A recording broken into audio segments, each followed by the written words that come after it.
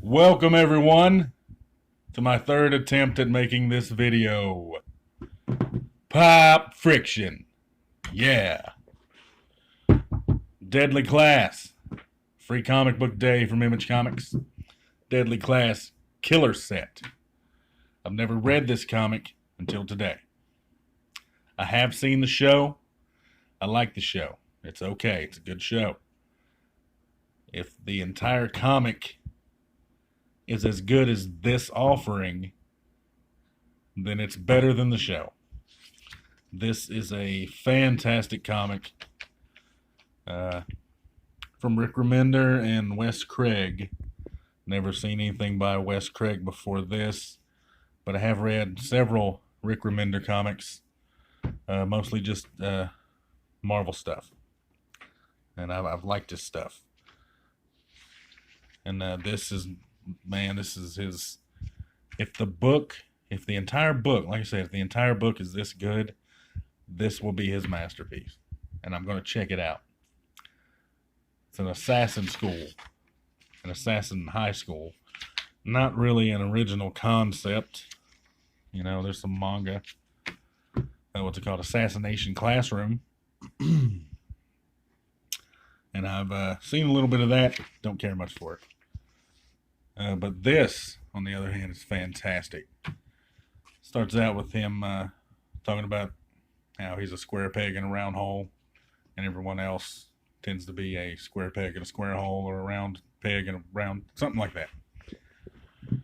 It's really I think it takes place in the 80s, even though there's a character in here with cornrows, and I don't recall. I lived in the 80s. I don't recall any black people that I knew wearing cornrows or having cornrows in the 80s. That was more of a 90s thing, maybe late 80s.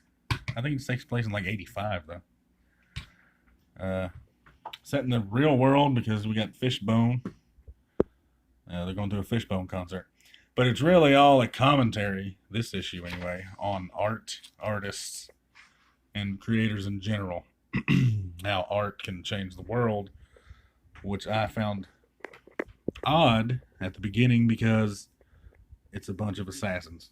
These kids are learning to kill people. But Rick Remender is finding a way to put some commentary in there that's not preachy.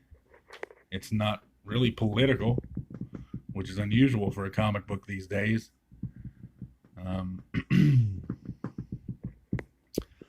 The artwork is really solid in this. I mean, look at her. It's fantastic.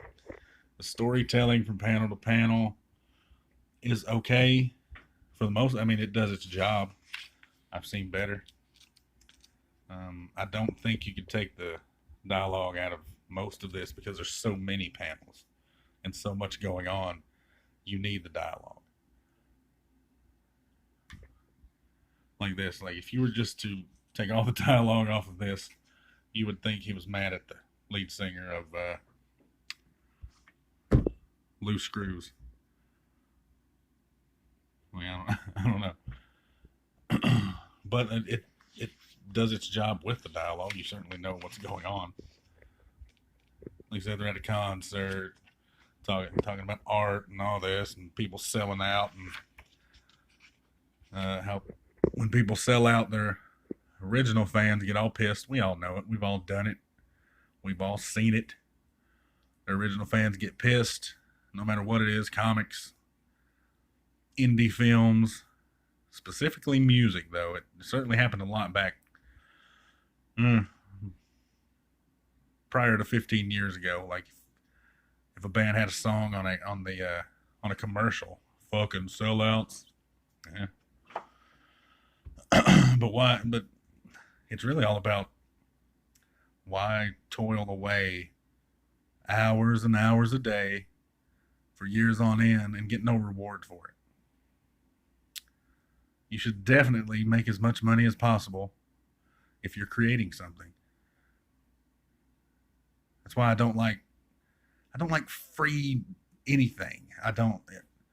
It hurts not only the people that create it, but it hurts the economy as well. People don't think that's true. And when you pay for... I don't want to get into that. It's another video. But I know if I create something and I put it out there, I want people to buy it. Yes, I want them to enjoy it. I want them to hear my point of view or see my vision of life and love and liberty and all that shit. But I also want to be able to pay my bills. I want to live comfortably. I don't want to give it away for free, which is kind of weird. Free comic book day, these were free, but there's an end game involved with stuff like this. They're hoping people will see their offerings and go buy the trades, buy the single issues, which is exactly what I'm going to do. I'm going to buy the 2 hardcover editions, get as caught up as possible. But why wouldn't you want to get paid? It says right here, I guess they deserve to have vomit spewed on them for chasing their dreams. That's fucking ridiculous. Really getting... Now see, this is good storytelling. He's reaching for a gun. He's pulling out the gun. He's shocked because he's looking at his face. He's like, oh shit. And then he gets punched in the face by what shocked him. And then a fight breaks out. Good storytelling for the most part, but like I said, in shit like this... Well, this is actually pretty good. Get its spot panels. You're a good artist, Wes Craig. I'll read more from you. I'll follow you on Insta Twitter. Twatagram.